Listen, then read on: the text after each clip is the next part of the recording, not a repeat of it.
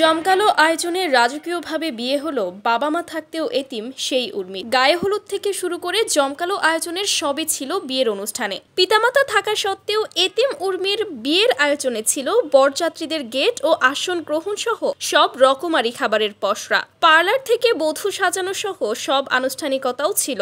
গত মঙ্গলবার সিরাজগঞ্জের বেলকুচি উপজেলার ব্রাহ্মণ গ্রামের উর্মি খাতুনের বিয়ের আয়োজন ছিল। 10 বছর আগে মেয়েটির মা বাবার ডিভোর্স হয়ে যায়। দুজনই বিয়ে করে চলে যান অন্যত্র। অভাগা মেয়ের ঠাঁই হয় বৃদ্ধ নানা নানির কাছে। সংসারের আয় করার মতো কেউ নেই।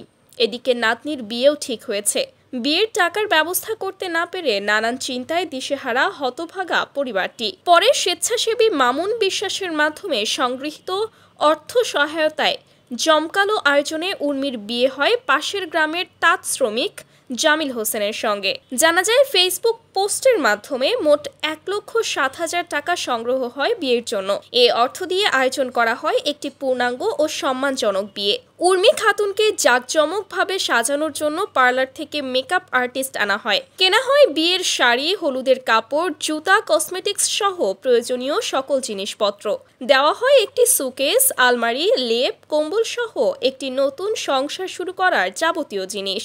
বিয়েতে অতিথিদের জন্য রান্না করা হয় সবজি, মুরগির রোস্ট, গরুর মাংস ও দই। শতাধিক মানুষকে আপ্যায়ন করা হয় উৎসবমুখর পরিবেশে। এলাকাবাসীর অংশগ্রহণে ব্রাহ্মণ গ্রাম যেন এক আনন্দঘন মিলন মেলায় পরিণত হয়।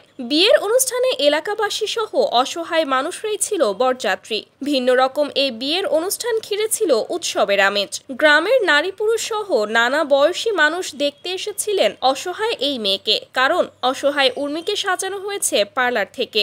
উপহার হিসেবে দেওয়া হয়েছে নানা রকম ফার্নিচার, লেপ তোশক। নব দম্পতির জন্য দোয়া করেছেন আগতরা।